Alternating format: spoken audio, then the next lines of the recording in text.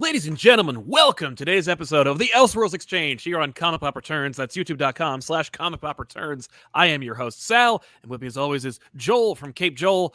We are talking about the multiversal Spider-Man, that is to say, multiple multiversal versions of Spider-Man from the comics. It's at the top of the time that No Way Home has come out. Today, Friday, is technically the official day, although yesterday came out and I watched it, and I will say, ladies and gentlemen, if you're watching the show live, first of all, a couple things. Number one, thank you for watching live. And you can sponsor today's episode by asking questions using Super Chats and jump into the chat. Number two, do not spoil No Way Home. The movie came out last night. It is the biggest movie of the year, and it's at the end of the year. Be cool. We're going to have a couple of chat moderators just diligently timing people out if and when they say anything. Do not use Super Chats as an opportunity to circumvent that rule. No exceptions will be made. Please show great responsibility. Yes, you have great power to ruin a movie for somebody. Show the responsibility and not do it. But yeah, so that is the heads up before we start the show. But listen, we're going to be talking about some really ridiculous versions of Spider-Man. I'm really excited to talk about this list. We actually had a chance to do this kind of for Batman. Yes, we did. Which was really more alternate multiversal Batman costumes, not so much about the Batman and the motivations thereof, more about do they look rad? And they did, for the most part, they did. Yeah, exactly. I found a couple of actually other Batmen in my readings just randomly. I was looking up something else. I was reading this awful Elseworlds Superman book, and in it there is just this horrible Batman costume, and I'm like, how did I miss this? It's so bad, it's great. The world needs to know. Yeah, there's just this weird, theming involved. In any case, Spider-Man, folks. We're going to be talking about Spider-Man, so I'm very hyped.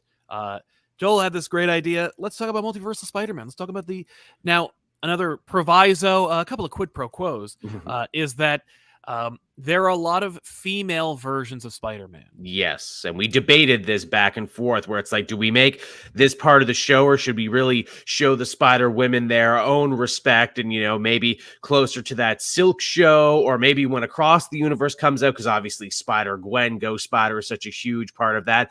Maybe we shouldn't cut into that. Maybe Spider-Women should be a show unto itself. The fact that in the 616 Marvel universe, within their own universe, there are no fewer than 6 Spider-Women. I know, right? And there were always more Spider-Women before Spider-Man. Now it's almost more equal. Totally. So I feel like we can dedicate an entire episode to Spider-Women, which means don't at us with respect to, you forgot you forgot that. No, we didn't forget. In fact, we recognized them and then wanted to deal with them, but we couldn't. We had to wait. Gonna get their own episode. We'll call it National Spider-Woman Day. Exactly. So wanted to mention, of course, this show is sponsored by viewers like you. If you're watching the show live, please feel free to share your thoughts and comments in the Super Chats and sponsor today's show so we can continue to do it. Nerd King 101 with an incredibly generous opening Super Chat. Hot damn. Happy holidays to the entire Comic Pop team. I figured it's the holidays so I can gift my favorite channel a little something. This is more than a little. Nerd King, thank you so much for your kindness and your generosity. I know not all videos performed perfectly recently, but I love them all. I hope none of it gets you down, and you and Tiffany have a great holiday. Thank you, Nerd King, man. It's always worth doing, knowing that there's incredible audience members like you out there watching the shows and enjoying what we do. And it's not about the Super Chats, but it does help, so thank you. So yeah, let's jump into it. Also, ya boy Chips Ahoy. I love Spider-Man Peter, who fell into a vat of spiders. They ate him and gained his consciousness as a hive mind. I'm sorry, Spiders Man. Yes, that was on my list. I love Spiders Man too, and the idea that he might be a cannibal and he might eat people, and he's like, oh, I hope people don't know I'm just a bunch of spiders in a suit. Yeah, that literally, I remember when Spiders Man debuted, it was, okay, so here's a weird thing. So Earth X, right? Earth X, originally, it's everyone's favorite kind of alternate Marvel universe for a variety of reasons, Jim Krueger's art notwithstanding. But was it John? No, it was I'm sorry, Jim Krueger I think wrote it. It was I'm gonna be destroyed in the comments. John Paul Leon. There. I gotcha. Figured it out. But anyway, that all came about because Wizard Magazine asked Alex Ross to Kingdom Come the Marvel Universe. What would you do with Marvel if you could Kingdom Come it? And like they just hashed out Earth X, and then they made it a comic book. Sure did. By the way, just pointing that out there. Oh, go ahead. I was gonna say there's a couple Spider-Men, quote unquote, in Earth X, because there's the old fat cop version. Yes. And then there's the homeless guy who becomes an Inhuman and his skin turns red and he's got like the spider design and he can create illusions, which, you know, like spiders do. That was the original Spider-Man. Right. Yes, that's right. Because he was Spider-Man too. I was Spider-Man when it first began. And I remember there being like just this drawing that Ross did for Wizard of Spider-Man. He's like, he's a mystery, which was shorthand for I don't know what the hell he is. But he's a cool drawing. Cool drawing. And then later, somebody did something actually like with that name, Spider-Man, and became the like I'm a bunch of spiders in a costume. Which is just so funny. And the fact that he's a little neurotic about it too, like, oh, I hope no one knows I'm many spiders in one costume. Right? Well, you shouldn't have tipped them off with the name Spiders-Man. Again, he would be perfect for like Across the Spider-Verse or one of the sequels where it's like, are you just many spiders in a costume? No, a bunch crawl around. Yeah. But he's just like really nice. Yeah. I just wanted to mention, like, ladies and gentlemen, if Wizard Magazine could hang out with Alex Ross and hash out Earth X, that means that there's potential here for Daniel Warren Johnson or Chip Zdarsky to come on the Elseworlds Exchange and hash out a story or event. Please do. Make that a book. Rusky 910, when they do Gwen/Peter/Miles together in other media, should they put them in the same universe, or is the general audience ready for world hopping? They better be, because that's the world we live in. Multiverse is not just like a weird kind of like pseudo science fiction-y kind of concept. It is such that there is a A24 movie coming out. Starring starring what's her name? Wei Lin? Wait. Wei Lin is the character's name from Tomorrow Never Dies. What is her name? Do you know who I'm talking about? No, actually, I'm drawing a blank. Normally, I'm very good at this 20 She's an incredible martial artist and actor. She was in Shang-Chi.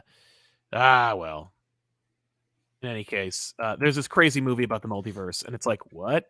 Yeah, it's really become the hot ticket item at the moment, hasn't it? It's taking over everything. Is now the thing. Like, that's it. It's just like, Michelle Yeoh, thank you. There you go. Which is a weird feeling because, like, it felt like multiverse concepts was something really for nerds and comic fans. Like, that was our thing. And every time you tried to explain the multiverse as a concept to other people, their like eyes just glazed over and everything. Yeah. No, I remember the multiverse being just like, I remember talking about it with like other nerds who didn't read comics, and them going like, "Oh, the multiverse, like that's really bunk." Like nobody, it's gauche and bunk. Nobody talks about it. But now it's like there's a movie. The movie's called Everything Everywhere All at Once, and it's about the multiverse, and it's like 4 heady art house people. Tell me about it. You know, I think deserves some credit too for helping normalize the multiverse as a concept. Obviously, Spider-Verse and everything and all this comic related stuff. Give Rick and Morty some credit too on that too by making it funny and accessible. The Rick and Morty effect. I mean, like, it's a hugely popular show, especially when it launched. It didn't shy away from it. In fact, leaned heavily into it, made it like plot points in the show. Yeah, definitely helped to normalize it in the pop culture space. We live in an infinite universe. Anything can happen in that infinite universe. And that might be terrifying, but what if it was hilarious? Yeah, right? So, so we talked about Spider-Man. Yeah. Boy, he's fun. Both versions of him. Yes, both weirdo versions. Elias Shockey was always curious about the Bruce Banner version of Spider-Man. May Parker's Spider-Girl is also the GOAT of multiversal spiders. I agree. Spider-Girl, Mayday Parker, is going to get her shot in a future episode. But Spider-Hulk in the book Bullet Points. Yeah. Peter Parker is the Hulk and Bruce Banner Spider-Man. Crazy. But also makes a lot of sense in a weird way because they are cut from similar cloths, Parker and Banner. Seriously, it's interesting to see that we never really get to see much Hulk and Spider-Man interaction, despite radiation, scientists down in their luck, like dealing with abuse. You know, like Oh yeah. these are kindred spirits dealing with rage. Yeah, in a lot of ways. And yet, whenever you see Spider-Man and the Hulk interact, it's always Spider-Man and the Hulk. It's always like, can Spider-Man beat the Hulk? Not, let's see Bruce Banner and Peter Parker interact with each other. Yeah, absolutely. Huh. You feel like maybe that's another direction the MCU could have gone there, where if Banner became his mentor, because we can't have Reed Richards yet, but he's also a super scientist. Yeah, that would have been really cool. Yeah, if Incredible Hulk had taken off instead of Iron Man. Yeah, exactly. Which, hey, they came out in the same year, didn't they? The Norton one and Iron Man. People forget that, 2008. Yeah, they put Iron Man at the end of the Incredible Hulk movie. Sure did. Joshua Vaughn, happy holidays and thanks for another year of awesome. How about a shout out for Spider-Boy and Bizarnage from the Amalgam one-shots? Seriously, Spider-Boy's on the cover, man. Spider-Boy is like, I think Spider-Boy must be the ultimate multiversal Spider-Man because he's the one you'll never, ever see again in the comics. Yep, the one they don't want you to see. At least 2 issues printed by Marvel and DC, a character that I didn't really even like. And that's the concept of taking Connor Kent Superboy, merging him with Peter Parker, or Ben Reilly Spider-Man, and making Spider-Boy. He has a web gun. He's got a lot of powers. He's like, his world is a subversive joke at the expense of classic, like, you know, kind of golden age comics or bronze age comics. Ridiculous. They could create a non-denominational version for the next Spider-Verse as like a joke, maybe, to be like, oh, it's Spider Dude, everybody. Look what a dude he is. Here's the thing about that, right? Because like the comics are owned by parent companies. They have to go through rigorous effort to get printed, editors and printing and artists and editorial.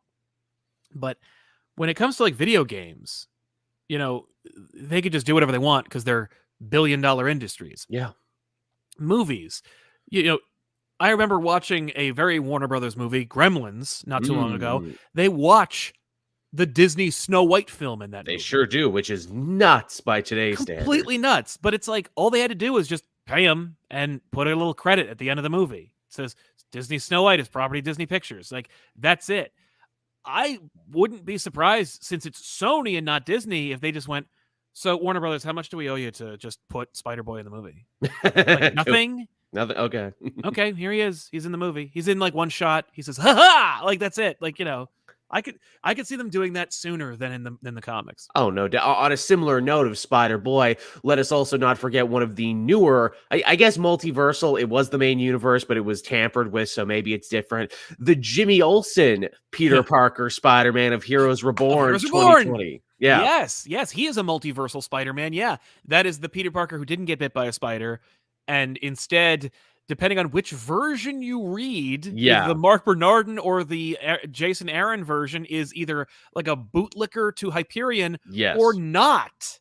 Yes, depending on which version, radically different. And also, doesn't get bitten by a radioactive spider, gets bitten by an Annihilus insect thing, if I recall. Yep, turns into a big, horrible, like, Annihilus-esque monster and dies or doesn't, depending on which issue you read. Yeah, and also Hyperion maybe actually liked him after all at the end, and maybe he did miss him and was sad that he doesn't have Spider-Man as a friend anymore, but then the story's over by that point. Right, but then, like, everyone's patience just completely wore out, and that was the end of that. And they never really met, though. No, they didn't. Rescue 9110 says, I asked because Kingpin is throwing a lot of people, non-readers, off. The idea that the same character can act the same way, but not have the Netflix series past is racking some brains. Yeah, I can imagine that's the case, but I feel like the same people who are confused aren't asking. You know, they're just like, oh, is that just what they did? Okay, whatever. To which, yeah, it's like, welcome to comic books, man. This stuff happens all the time. Yeah. Kingsport Cal says, Joel, is that a Daredevil hoodie? I know your first encounter with Spider-Man was a PJ Flyer. How has Spider-Man influenced you throughout the years? Go ahead. Yeah. It certainly is a Daredevil. I got this at New York Comic Con the year we were all there, and I got it at a good price, too, because the guy was packing up like, I will give you $20. That's a good price, yes. Yep.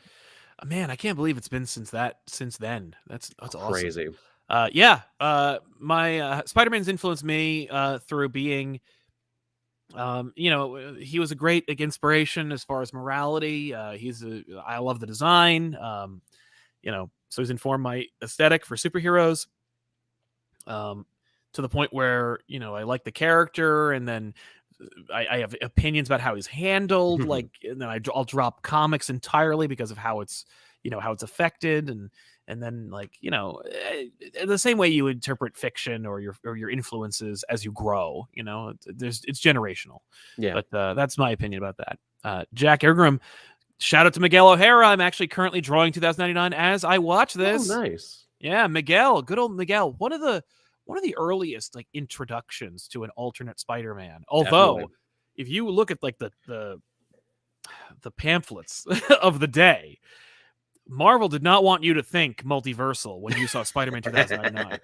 Marvel was like, no, 2099 is important. And then people were like, why? And they're like, because that is the in-canon future of the Marvel universe. That's where we're heading. And they were like all of us were like, no. We don't believe you. No. And they're like, well, you just keep reading.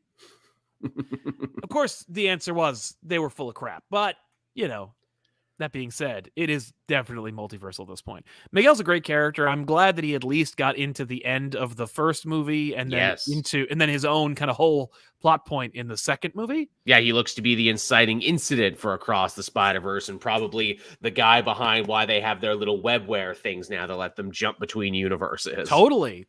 I dig it, man. I always loved Miguel's suit. It is incredible looking. It is oddly iconic, despite how I have a Spider-Man 2099 t-shirt, and the logo is so awesome on him. It's pretty solid. When you see it separate, it's really odd. It just doesn't hold up. It's more like a weird Punisher logo. Definitely. I like his relationship with his hologram buddy. I like that he works for an evil corporation, but it's like, nah, I'm really trying to bring it down from the inside, you see. Yeah. I love his sex robot backup friend, Yep. Layla. I can't remember. In any case, Siri. Yeah, the original Siri. Lila. Yeah. Miguel was interesting because he was also one of those characters who, when you introduced you're reading Spider-Man, and then you pick up this new book about a Spider-Man from the future. He is so not Peter Parker. No. And it's really fun.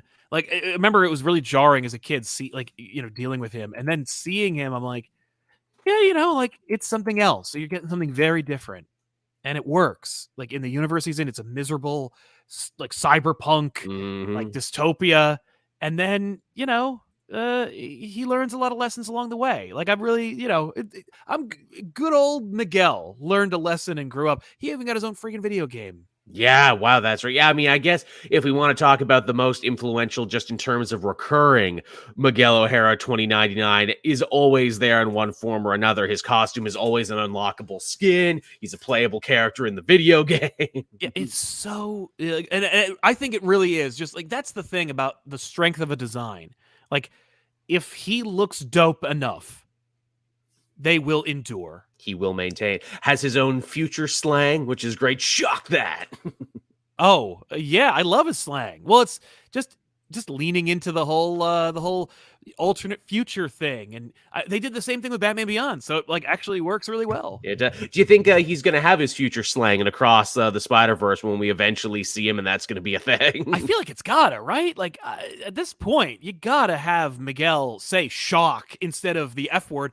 It'd actually be a great opportunity for them to just work the F-bombs into the script, have a really have a Dennis Leary-esque foul-mouthed character just spouting off anger, which would be friggin' awesome, wouldn't it? I mean, I can see that in a Lord and Miller script already. Gwen and Miles look at each other. Is that what swearing sounds like in the future? Are those future swears? Should we be hearing those? Right? Yeah, I would love that. I'd love to see that. Just to see the censors be like, this sounds wrong. This sounds nasty. This guy sounds like an angry person. It's like Lobo with Bastich. Right? Bastich. And yet always manage to get through it. It's literally two curses at the same time, and yet still manages to get through it. Speed Vescu says, personal favorites, Noir. First two miniseries Mm. were dynamite, deserved to follow up ongoing with the same tone. Too bad it became a victim of everything has to be like the movies. I don't know if that's true. I think that's more just like, oh, if you mean Spider-Man Noir has been now changed, or at the very least, like they're not going to do anything like the comics because of Nick Cage Spider-Man Noir, then I think yes. But yeah, Spider-Man Noir. I remember when the Noir suite came out, and they were like Nick Cage, Luke Cage Noir, X-Men Noir, which Punisher Noir, X-Men Noir is horrendous. Yeah, it is. It's not good at all. But Spider-Man Noir, awesome, pretty damn cool. And fits well. I don't know if they all connect because I didn't read enough of them. Like I didn't read Iron Man Noir, but I don't know if they're all in the same universe. But I kind of like that if they're not. I think the idea is if they were popular, we'd start crossing them over. Sure, but they weren't. But yeah, Spider-Man Noir, cool idea, great execution, really interesting concepts, dope design, despite how like messy it could be. You look at him, and it's just kind of like he's got a lot going on. He's got a lot of accoutrements. Yeah, he's the Shadow, basically. He's the Shadow, or the Spider. That too. Yeah, don't tell Dynamite. Yeah, no, it really is. I'd say they'll bring the high-priced lawyers, but I'm like, can Dynamite hire afford them? Absolutely not. Cowboy, the Spider-Man series with the Zodiac ended with a multiversal twist. Scorpio walked into an ominous door. Seemed like the end was foreshadowing. Oh no, that's right. That did happen. I forgot about that like years-long storyline with Scorpio and the key and the friggin' door and everything. Are we talking about the friggin' that Dan Slott story arc? I think so. That never ended, but he was sure to end it before he left. That was like his penultimate issue. And now to finish this Zodiac and Key storyline. Right, because literally nobody but Dan Slott asked for it. Look, if it ends up paying off and Across the Spider-Verse, though, Zodiac, I'm the main villain. It's me. Oh my God, there's no way. Boy Named Sue for Spider-Girl's the longest running female title for Marvel. Shame she doesn't get the spotlight she deserves. It's all Gwen variants now. Yeah, man, it's different worlds, but listen, she's the longest running female title for Marvel. I didn't know that. She absolutely shouldn't have existed. Like, she was a what-if, one-off joke idea, concept that then got fervor and fandom and was propelled to her own book. And DeFalco clearly really cared and made that like his creative baby moving forward, which you love to see it. Right, like, she has her own Clone Saga. Yeah. There's enough Spider-Gwen out there, and it's still in print. You can get it. You never ask for too much of a good thing. And as far as Spider-Gwen variants go, they're all really good, though. Like, did you see the one of her as Bullseye? It's really good. Why are they all so good, Sal? Yeah. I don't know. Those Gwen variants, pretty dope. They're fucking great. How come we didn't get the Gwen's Eye? Gwen's Eye? I don't know, man. Well, aren't we getting a Gwen-verse suit? Isn't that like a thing? She's getting her own Spider-Verse, like 3-issue mini? Fine. All right. I honestly don't know. I'm not paying attention to the Spider-Gwen stuff. Adam Thenhaus says, he's not really a Spider-Man, but I always dug Earth X's Spider-Man and the reimagining of his webs. Thank you for pointing out his webs of illusion. Happy holidays, you too, man. Yeah, we mentioned Spider-Man at the top of the hour, but we did not mention the fact that, yeah, he like shoots webs. I think they're on the top of his hands, and he sprays people down, and it's like, it's really weird. It's an interesting evolution of the concept. Right?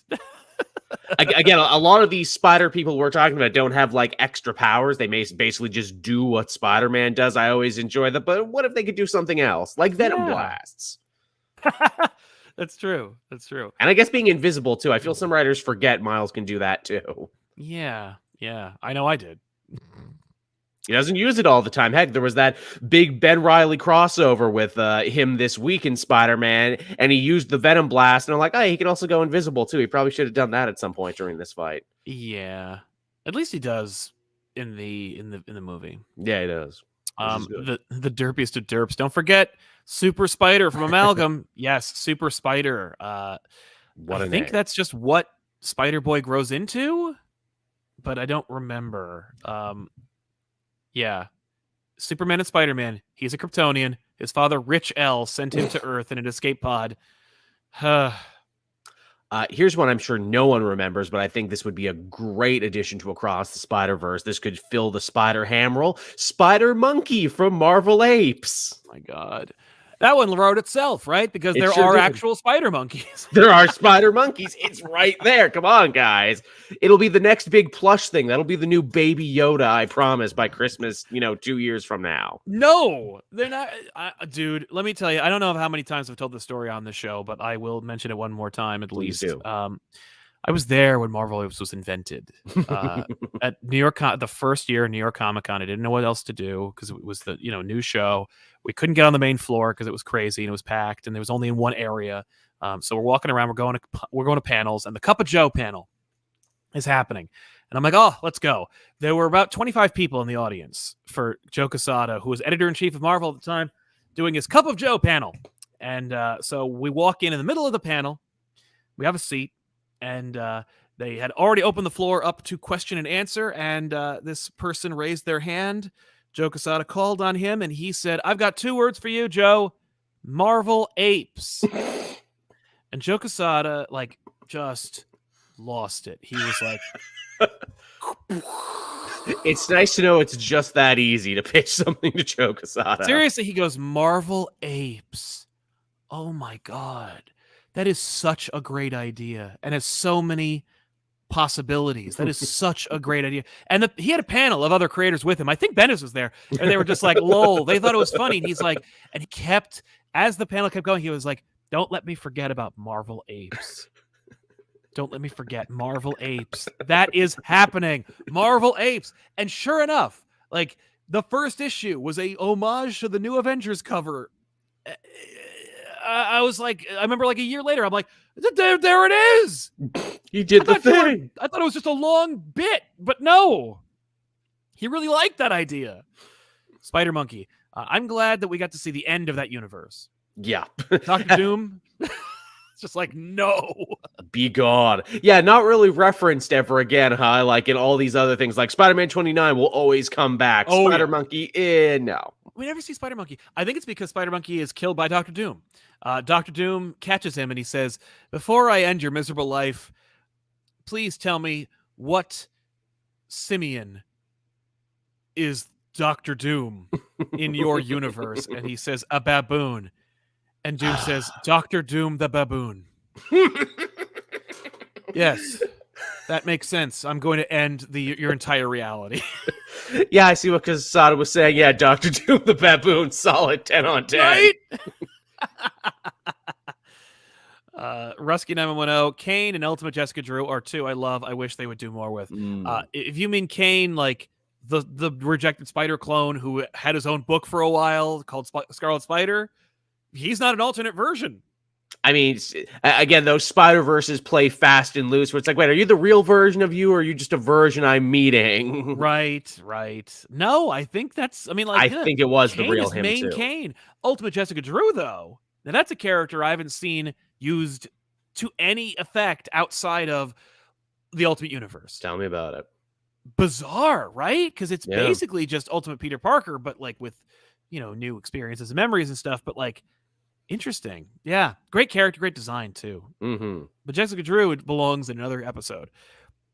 Cosmic Reader, something I really want to see with Miguel is to see him have a conversation with Miles in Spanish. Oh, that would be fun. That's a good point. Yeah, dual heritage. Yeah, that would do great. Dude, what a great point. Oh, great idea. See, I got the Joe Quesada moment. That's got to happen. That's got to happen. Somebody should tweet it, sell it into Med, and just be like, yo. It would be cool. Aod. Yeah, go ahead. I was going to say, well, we're talking about Spanish language Spider-Man. Yes. Let us not forget about Aracancino Jr., who was the luchador protector of Mexico City in the Spider-Verse. He's literally just Rey Mysterio Jr. Yes. Betrayed by his tag partner, and now he fights crime. Right. And I love everything about it, because Spider-Man has a long history with wrestling. That was his original gig. That's true. And he's very acrobatic. He's a high flyer. He could have kept doing that if he wanted. Yeah. And in this universe, he does. If you look at Amazing Spider-Man 1, that movie, he's inspired by a luchador mask. Yep. Fighting it out with Macho Man. Yeah. Yeah, plus Macho Man and Spider-Man 1. Yeah, man. That has an unidentified universe. I love it. Just that he's That happened. The Spider Luchador. His color scheme, ironically, is exactly like Spider-Man 2099 too, with more blue than red. Odd. Very. What's up with that? No Aod, Superior, Kane, 2099, Japanese are all my favorite. The worst are Spider Monkey, Marvel Apes is painfully unfunny. No question about that. No argument here. I'm always going to defend the derision of Spider Ape or of Super Apes, Marvel Apes. Superior and Kane are all in the universe. They are not multiversal. They do multiverse hop, but they're from 616. And we do run into other versions of Spider-Rock from other universes later on, but that's a whole other thing. That's a whole other thing. It's a whole different bag. But yeah, Sentai Japanese TV show Spider-Man. I love that is stuck around as a meme and almost in sometimes too in Spider-Verse. It's, like almost earnest in the love where it's like, yeah, he has a giant robot that comes to help fight. Yeah, who doesn't love Leopardon? Yeah. Listen, if you don't have any reverence for that character, which I didn't as a kid or as an adult, watch the whatever that documentary series on Disney Plus was about. Yes, because there's a whole episode dedicated to that character and that phenomenon, and it's kind of cool. It's wild. It's really kind of wild. Crimson Knight 700, the Spider-Man of Life Story limited series, one of my favorite recent versions of Spider-Man. Thanks again for the amazing show. Glad I had a day off to watch live. Glad to have you, man. Happy holidays to you. Yeah, man, the Life Story Spider-Man, I don't ever, it's funny, I don't even think about it as the Assassin Spider-Man from Spider-Man versus Wolverine, What If? Yeah. I don't really consider Life Story to be an alternate Spider-Man because it's basically a distillation. Yeah, that's of everything you know about Spider-Man. But if you read it, it's very different. He's got different suits. He does, which delineates him from the universe. He's got a whole different origin. He's got not origin, but he's got a different world. Very, very much so. It's an interesting universe, especially by the end too. I mean, yeah, he's got kids who stick around and everything. Spider kids. He's got friggin' next generation of Marvel. That Marvel universe ages in real time. Yeah. So it'll be drastically different issue to issue. So yeah, so good, right? That universe has friggin' Miles Morales in it. It does, yeah. By the end, how great is that? It's got its own multiversal character. Hey, we didn't mention another multiversal character who is probably the most recognizable, and I'm just throwing it out there because it's there's no rhyme or reason. Miles Morales originally came from the Ultimate Universe, completely different alternate reality version of Spider-Man. So popular and so beloved, he got to survive the destruction of the Ultimate Universe. Yeah. So let me ask you this about Miles and his integration into 616, because I feel like if Bendis wasn't a weary creator at that time, if he wasn't going to leave Marvel, and if the Ultimate Universe was still economically viable, do you think they still would have made him move Miles into the main Marvel universe? Or do you think it's just because Bendis left, they went, we're going to kill all of it, but we're still going to move Miles to the main universe? We're going to keep the stuff we like. Man, I go back and forth on that all the time. The real Marvel what if things had been different, if they had kept Miles in his own universe. Because those stories were really goddamn good, and people were really interested and really into them. And it was always an event when a new Miles Ultimate Spider-Man would come out and everything. I remember this quite vividly because it was around the same time I started my comic book YouTube career. Yeah. And what a big deal it was.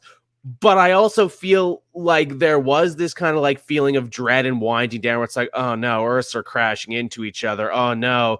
They kind of had the bungled Miles on a team. What was that? Was that the new? Oh God. Are you talking about when he was in the 616 or still in the Ultimate Universe? He was still in the Ultimate Universe, and they spun him off into a team. What was it? It was Cloak and Dagger. Yeah, it was basically Marvel Knights, but the young, but the Runaways. It was really weird. What the fuck was that book? Because it wasn't called New Avengers. It wasn't called New Ultimates. What the hell was it called? I don't remember. It wasn't great, and it's oh no, when Bendis isn't writing it, oh no. Yeah, what's funny? That's the thing is I didn't read it. I did. I was just if Bendis ain't writing it, I ain't reading it. That's how into Miles I was. I'm I need more Miles. I need more of this. And they had set up Cloak and Dagger in his book and everything. I'm I need more of this. I'm this isn't great. I'm going to keep reading it, but it's not great. Yeah. No. But yeah, I truly wonder, how things would have done different. Honestly, I think Miles would have been a hit regardless. I think we would have gotten Spider-Verse, the movie, regardless. I just think the comics might look a little different. Yeah, I think you're right. I feel like they definitely would have strong-armed him into putting him in the main universe. Maybe we I think just would have gotten more crossovers. Maybe Web Warriors would have been a bigger deal where it's like, no, we really need to say that, yes, he can jump back and forth. yeah, I feel like the only reason why they would have wanted him to jump back and forth is because Bendis was putting up a fight. Yes. Otherwise, they were like, just make him part of the main universe. I mean, let us not forget, they famously said there, look, if we ever cross over 616 and Ultimate Universe, it means we're out of ideas. Yep, and then they immediately did. They It took did. a while, but they did it twice. Multiple times since. Oh, yeah. Well, you got 2 different Spider-Men crossovers, plus you also had the horrendous Secret Wars tie-in. Ultimate End, or whatever it was called. Oh, God, I forgot about that one. So horrible. I forgot about that. And then you got the other random Ultimate characters that are running around like the Maker. Yeah, the Maker. Well, he went back in the Venom book, and also doesn't Wolverine still technically have a kid? Or Jimmy Hudson? Where does he stand on Krakoa's? I think Krakoa actually does have like a multiversal like no policy on Jimmy. Yeah, really sorry, you're not from here, right? Just a hard no Hudson's allowed. Yeah. King's Port Cal. Will Spidey ever get with Black Cat in the MCU? Probably. Makes sense to me. Will Ann Golden, Spider-Man UK, and Spider-Punk was awesome. Yes, Spider-Punk is definitely on my list. Who's a Spider-Man who is not Peter? It's Hobie. That's right. That's right. And that's a great idea. Good use of Hobie Brown.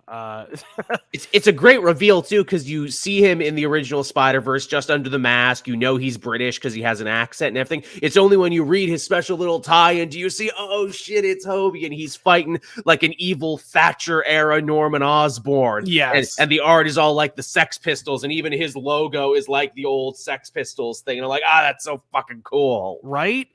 Plus, hey, speaking of like not Peter Parker's and British, Spider UK is Billy Braddock. So like, yeah, just totally different. The whole Captain Britain core, man, he got a lot of play in the Dan Slott thing. Like even when Spider-Verse was done, he kept coming back. Spider UK. Oh yeah.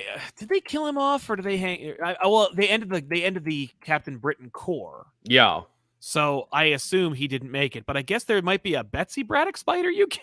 Maybe. I feel like what is it? Tiff could answer this question because Excalibur, wasn't there like a whole thing? That's what I'm saying. Like, yeah, where they were like screwing around with the core. I don't remember seeing. They restarted it and they made them all Betsy Braddocks instead. So I'm guessing there's a Betsy Braddock Spider UK somewhere out there. Huh. I should hope so. That'd be cool. Yeah. Why did Spider-Punk never get a miniseries? I always felt like he should have at least gotten 3 issues to himself. Didn't he get like at least a one-shot? He did, yeah. He was one of the first in the original Spider-Verse to get a one-shot, which also makes me think he'll probably get to be in Across the Spider-Verse or the sequel because he's just so cool. Right? Now it's like, will they just get Russell Brand to play him or are they going to get somebody? Oh, no, I don't think they're getting Russell Brand for anything anymore. I don't know if you've been seeing the shit he's been saying on Twitter. I don't think that's going to happen. I don't that man has deteriorated pretty hard. I mean, anybody could have told you that. I'll tell you. Like every time I saw him, I'm like, what is his appeal? Remember when he was everywhere for like a year? Yes, I do. That's why he was on my list, but not as a thing I'd want to see, just like as a thing I'd think that Sony would probably cast. Joshua Mayhead with a super sticker that's really, really generous. By the way, if you can't see it here, it's a hippo, I think, jumping out of a box. Nice. Thank you so much, man, and thank you for the super sticker and for your generosity and happy holidays to you. Really appreciate it, man. Thank you. What other multiversal Spider-Man are some of your favorites? I got a whole list of ones. Here's one that I think a lot of people forget. Yeah. And this is debatable if this is technically a Spider-Man because it's technically Peter Parker and he was Spider-Man, but it became something else. It's the Hobgoblin of Earth 21025. Where Gwen dies, he kills the Green Goblin, and he becomes Hobgoblin, and him and Spider-Gwen have a side adventure that ends with him heroically sacrificing himself. Right. Yeah. I just thought that's very interesting. Like, you never see that, a world where he becomes Hobgoblin. No. Outside of, his appearance, but that's it. It's literally a one-shot, and yet this story has stuck with me all these years later. Yeah, I guess that's kind of cool. There's something to be said for, like, if you experience this character and it sticks with you despite like no one remembering it or trying to remind you of it. It's much more a Gwen story. It's much more Gwen being like, oh, wow, my death really fucked you up, huh? And not only fucked you up here, but fucked you up on multiple Earths. Right. And I think that's where she eventually tells the guy, like, yeah, my Peter, you know, when I got bitten by the spider, he became the lizard and then he died. And that's like the story she tells. I think he's the first one who hears that story, actually. That and makes he's sense. like, oh God. Right? Oh, that's cool. Yeah, I could have been a lizard. Here's another truly forgotten one. Arachnite from Infinity Warps, where it's Spider-Man and Moon Knight united. What a wasted potential. If there was any to begin with. I remember just being like, I guess I'll read this one, and then reading it and being like, this is not very good. Like, I just couldn't get into this as a concept because I'm just like, what is the appeal? What is the blend between these two characters that actually makes it interesting? Didn't a bunch of them get follow-ups though? I feel like a bunch of these books got follow-ups. Oh, they did. They did, despite no clamoring for it. Yeah. Somebody reminded me of Spider-Man Reign, the sad old Spider-Man from Dark Knight Returns, Spider-Man Reign, which is a book I hate, but you know, he's in it and he's Spider-Man, and it is ridiculous. Radioactive semen. Yeah, how about that? That's the book that comes from. How about that book? I remember when they pushed Spider-Man the manga back in the day. Oh yeah, or the Mangaverse, I guess, is what I was trying to say. And that Spider-Man, so beloved and remembered. He's in the skins for the video game, but also the book like did well. Like I remember people really responding to it and enjoying it. I remember it being like maybe it's just because my roommate in college loved it. Huh. But I do remember like the Mangaverse Spider-Man being something that stuck around in people's like cultural consciousness, and it being like kind of, this was an idea that I think around the same time they also tried out Peter Parker or whatever, however you pronounce him, the Indian Spider-Man. Oh, Pakrabar, yes. Yeah, which I am 100% certain that version will be in Across the Spider-Verse because we see a bunch of Indian writing in the background when he's fighting Spider-Man 2099. Oh yeah, then there you go. I mean, I'm thinking all the like multicultural Spider-Men are going to be in these movies. Like you're going to see Japanese mangaverse like Spider Clan in this book, in this movie. You're going to see Spider UK or not Spider UK because it's very Marvel.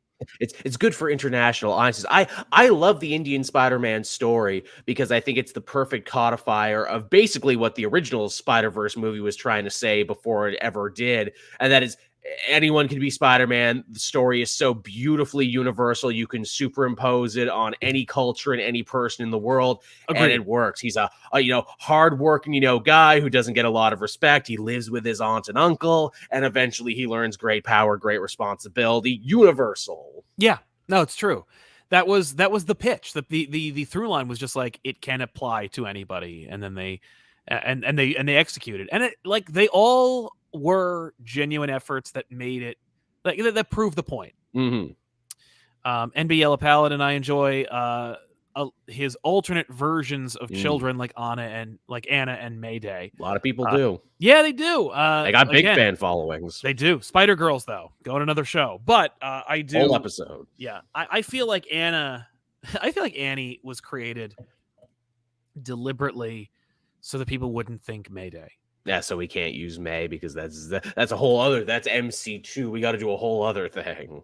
Yes, I'm glad Will M. Golden mentioned the Ghost Rider Spider-Man because he's so not a character, and he's only in like 1 or 2 pages of book, and yet PS4 video game skin, real popular. Not like no. It was just like, what is this? And then you find out what issue it is. You read the issue, and you're like, there's nothing here.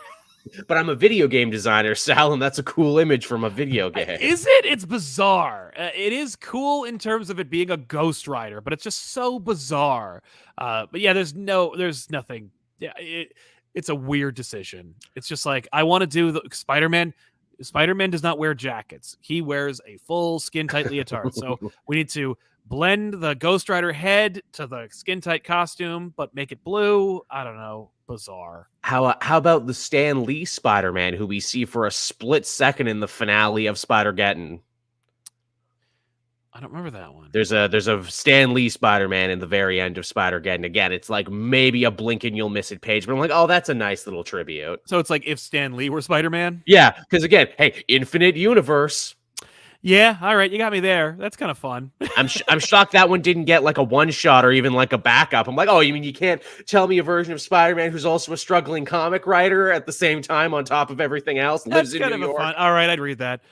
Ruben asks a really interesting question, but he says just like, are the games or movie canon in the multiverse of the comic? That's an interesting question, and the answer is basically yes. They are canon, but only to the writer and the editor's discretion. For example, in Spider-Verse, I think you have at least 2 different movie Spider-Men appear. Yes, who are implied to be Garfield and Maguire, who have a whole conversation. Never take off their masks, but they have a back and forth, and it is heavily implied that that is who they are. And they can't say it, and it's because they didn't, like, they needed to get, like, rights from the movies to apply. Because Marvel and Sony were not in bed yet at this point. Yeah, so it's one of those things where it's like, yes, they could do it, but they need to secure rights from other places, and like comic books are so small compared to TV and movies that like we'd just rather you didn't. Yeah. You know, like it takes so much. It's either that there's like no editors and they're asleep at the wheel and you can get away with it and then like ask for forgiveness rather than permission, or you get a no. Yeah. For example, in Strange Academy, there's a reference to the Amalgam universe in the upcoming or just released Strange Academy issue. And it's like, nice. You could tell that there was no conversation. Like they just, it's a page of text. There's no reason to put it in there except that like the creators thought it'd be funny. And because I know that Marvel has like 2 editors working at any given moment, they just didn't slipped on in. They just went, just gonna put it in there. It's just text, and it's derisive. So whatever. But yeah. So there's that.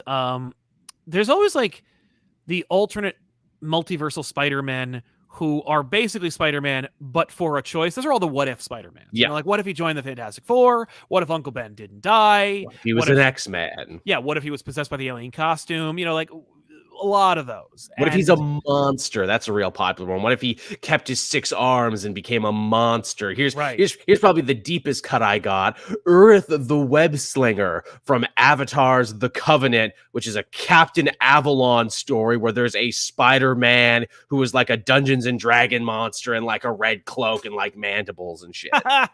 Nice. Good use of that character that like no, you'll find in a dollar bin somewhere someday. I'm pretty sure the writer of this story doesn't even remember writing this story. And also, not even a Spider-Man story. Spider-Man is a supporting character to Captain frickin' Avalon. Right. Captain Avalon. That's awesome. Yeah. I was thinking of, with that respect, there's a what if comic. I can't remember what issue it is, but like there was a period where Marvel was like, we're going to make the what if series just a dark, miserable like horror fest. And so in it, like Spider-Man gets bit by Peter Parker gets bitten by a radioactive spider and it transforms him into a giant horrible spider. Like, but not all the time. Like he's been his DNA has been changing over time. He's a were-spider. And he's just becoming a were-spider. But at some point or another, like he kept it at bay long enough to meet, marry, and have a child with Gwen Stacy, who then dies. Oh no. And so he passes on his genetic material to this kid, Ben, or Rich. I think it's Ben. But he has a son who is also afflicted, but he's a mutant. Like he's mutated as a result of Spider-Man's DNA. And so he looks like a spider person as well. Like he looks like a spider. And and so Peter is like working to cure himself and his son, and but the spider within him needs to feed. It's a horror show, and there's no Spider-Man in it whatsoever. I think it's called like arachnomorphosis or something. It sounds gross. It's super gross. It's super miserable. But like that's an alternate reality Spider-Man. Like it's Jeff Goldblum's The Fly, but also Spider-Man. Don't hold your breath for that for the animated one for Across the Spider-Verse. I would not. But it also, I don't mind spoiling it. There's a great moment where like Ben is gonna like die or something, and he runs to Westchester. Mm. Like maybe I'll live here. And it's just like, oh, way to make it. There's like a little bit of light at the end of the tunnel. Lucha Dandy, Penny Parker was fun. We even got 2 versions. The comic is just an EVA reference, and the movie was more of a general anime archetype. Yeah, the comic is super Evangelion. I remember when they did it again, it's like, and here's the Venom giant robot too as well. That's awesome. Which I know he said we weren't going to talk about Spider-Woman because that's its whole episode. Penny Parker's interesting because she is technically a Spider-Woman, but like, is she though? She's not really a spider. She has like a robot. Like, like she's not Spider anything. I mean, wasn't her dad Peter Parker? Am I remembering that right? Because she's technically the daughter of a Spider-Man. Yeah, I guess that's true. All right, you got me there. Because he built the machine. I was going to mention Spider-Bite, which is technically also a Spider-Woman. That's Spider-Man woman for the internet age. My Spider-Person is an avatar, and I fight viruses and everything. It's very Tron. Yeah.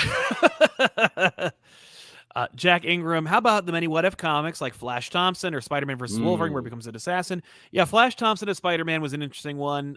He's done it a couple times now, hasn't he? Yeah, the one I remember was what if Peter Parker had to destroy Spider-Man or something, where Peter Parker basically is like a doormat to Flash Thompson. Like Flash Thompson pushes Peter out of the way during the experiment. He gets bit. He becomes Spider-Man. He becomes a bully. He doesn't want to call himself Spider-Man, so he calls himself the Spider.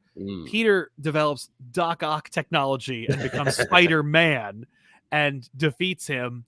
The Fantastic Four take his powers away, but synthesize his abilities and offer it to Peter. And Peter pours it down the drain. And he's like, why would I? I have all I need with just my noggin. And he, Jameson loves him because he's a hero with a face with no mask. It's a really fun, silly comic, but it's also that's one you don't see because it's just Peter Parker with Doc Ock arms. Which is interesting in itself because, as they've said many times before, hey, I'm an arthropod, you're a cephalopod, we all got lots of arms. Exactly. And Assassin Spider-Man is just one of those characters that I'm surprised hasn't gotten his own series. I don't remember him playing any role in either of the big Spider-Man crossovers, though I'm shocked he didn't because it's Spider-Man. If he let the misery of killing Charlie,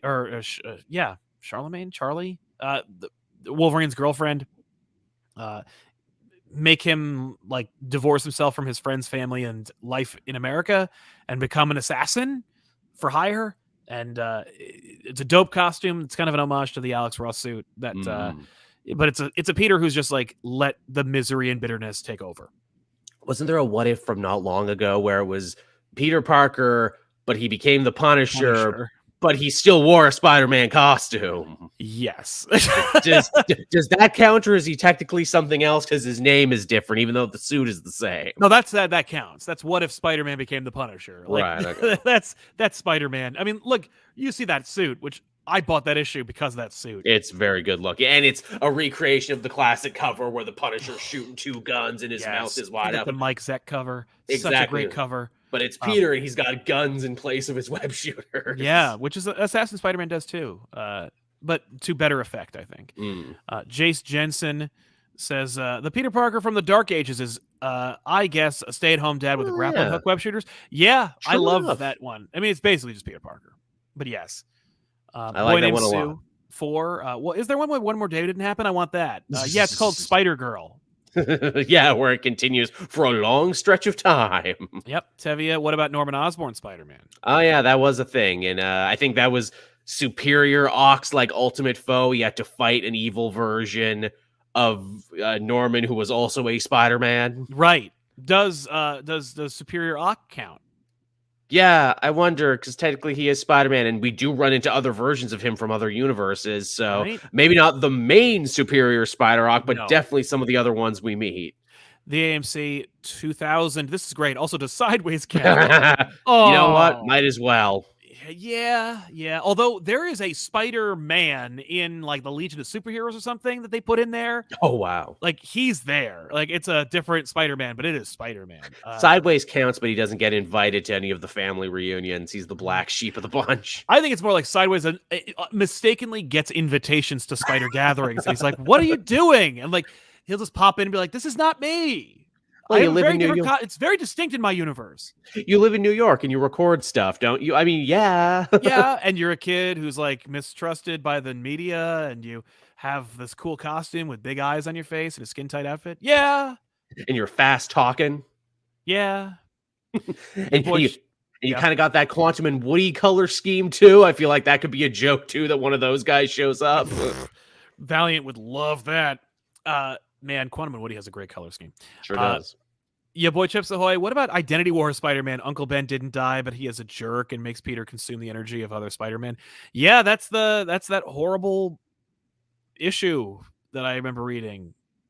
Yeah, it's awful. On that note, does Doppelganger Spider-Man count too? Who's like a monster? He does come from another reality. That is, so yeah, I think so. I think Doppelganger Spider-Man does count, and he is just a monster though. Like he's not Spider. It's amazing how he's just Spider-Man with 6 arms, talons, razor webbing, a monster mouth, no brain. No, and stuck around for a long time. I remember him.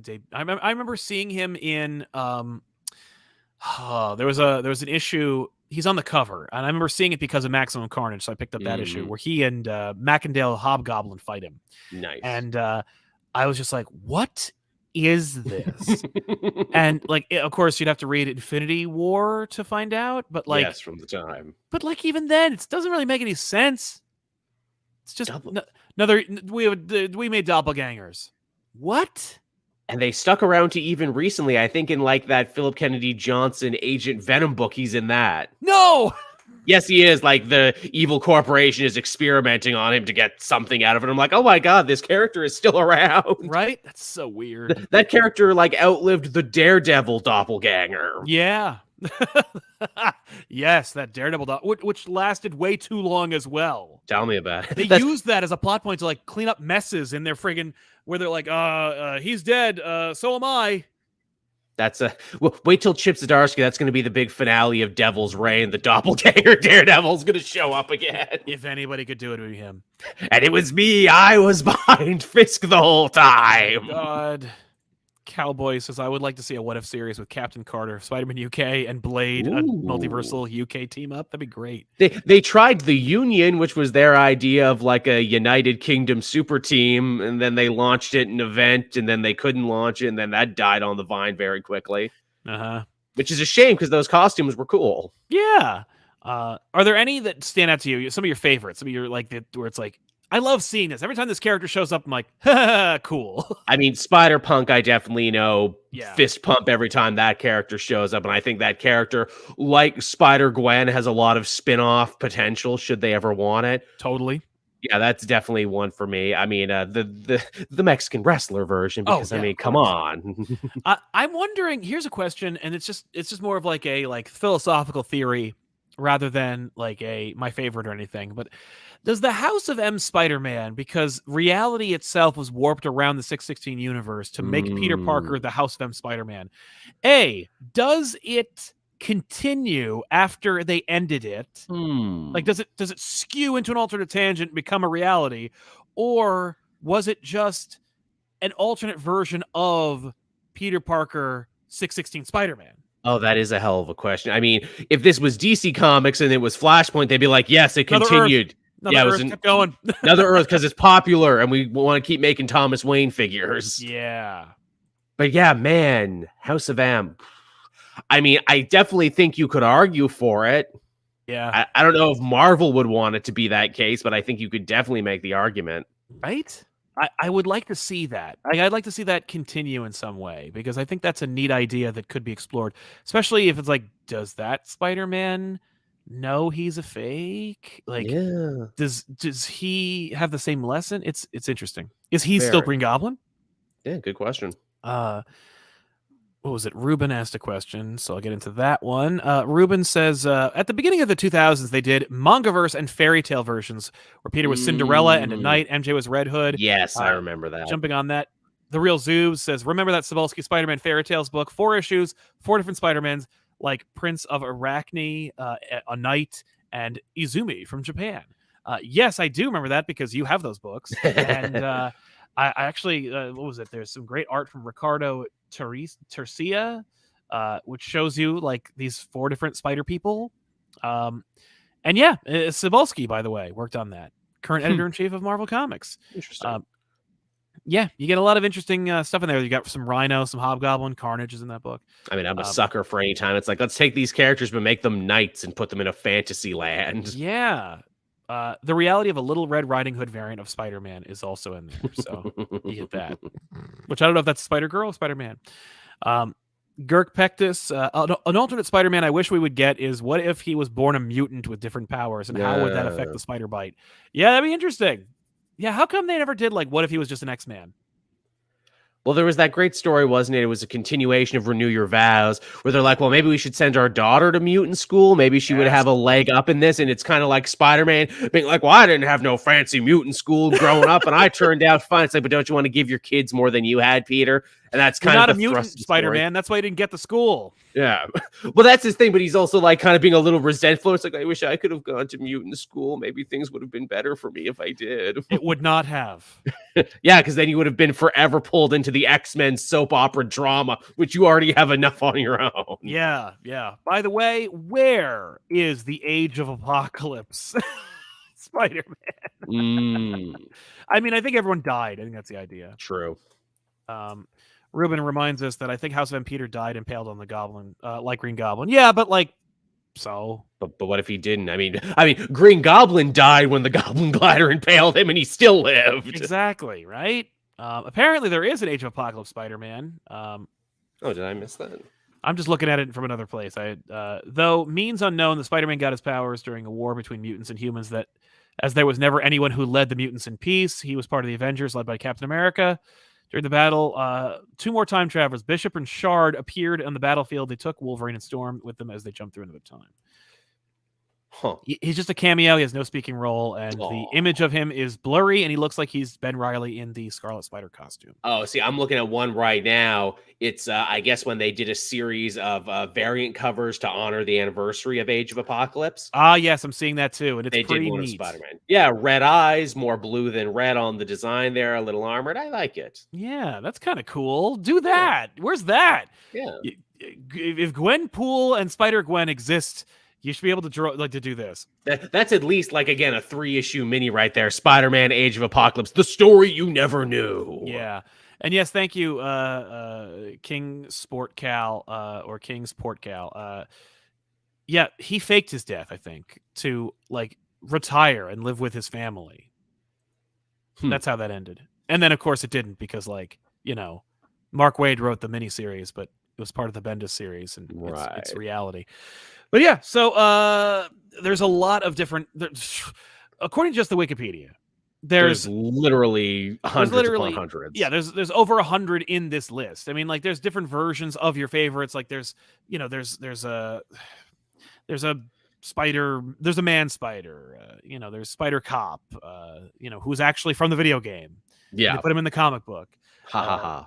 Savage Spider-Man. I mean, there's a mazillion of Spider-Mans that are alternate multi-versions. What's fun is to see, while we do, like, it's fun to see Spider-Man explored in different alternate realities to show you different identities or different like, costumes or different concepts. For me, it's fun to see how the, like, reference to Spider-Man is, like, the origin, or at the very least his morality or his lesson, is still kind of like preserved for the most part. It's very interesting, isn't it? It's like Peter Parker is such a well sketched character as it is, that you can change so much, and yet the core almost always stays the same. Exactly. Though I think the fun of it, like, everybody loves a good alternate Spider-Man, and I think the fun of it is seeing how different it is. Absolutely. It's like, because Spider-Man is so exposed, because you see so much Spider-Man out there, and Spider-Man, like, his origin, I think, is probably more recognizable at this point by the casual, like, everyday person than Batman's. It's universal. I would say it's right up there with Superman, where it's like, yeah, kid gets bitten by a spider. Yep, get bit by a spider. It's so simple, they make fun of him for it whenever he says that's his origin. Absolutely, right? It's like, whoa, we came up with it in the 60s and it hasn't been changed. Yeah, because it's so, like, deliciously simple. It doesn't need to be any more than it was. And beautifully science fiction that we can keep updating it. Sometimes it was a radioactive spider. Sometimes it's a gene spliced spider. Yeah, no, and that Gene one, they really got a lot of mileage out of that one. Ultimate all the way to the movies. Yeah. Kev We'll Bot, change it again, I'm sure, for the next big science thing, whatever it may be. yeah.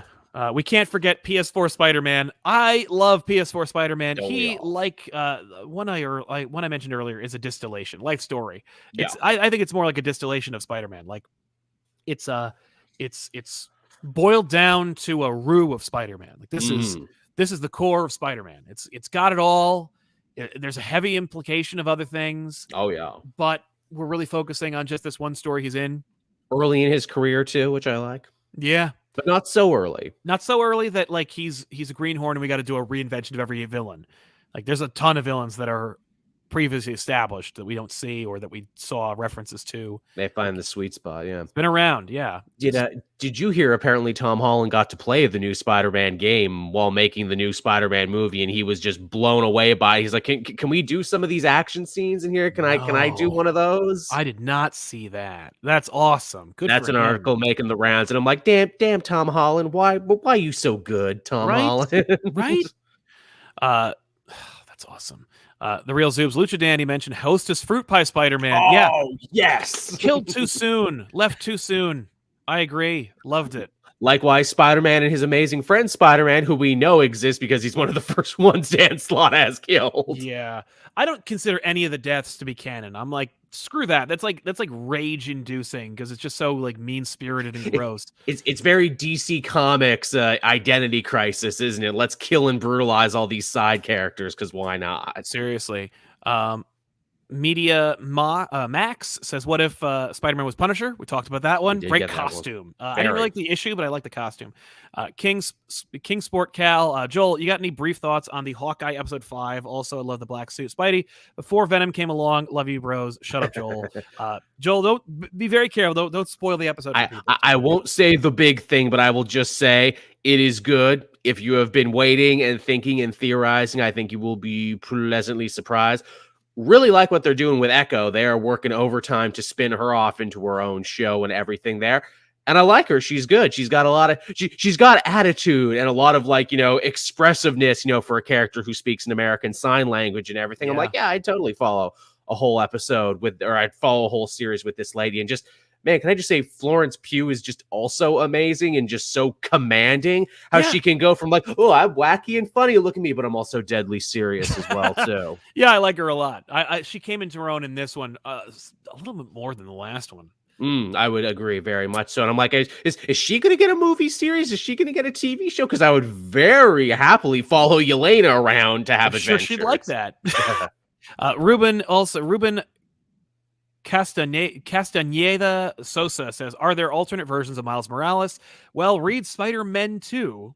Oh, and yeah, there's find out that there is an alternate version of Miles Morales, and you'll be very surprised where he ends up. He's alternate in a weird way. He almost stretches the definition of alternate. It's like, well, you, but here, but he, but you. Yes. Okay. So friggin' weird.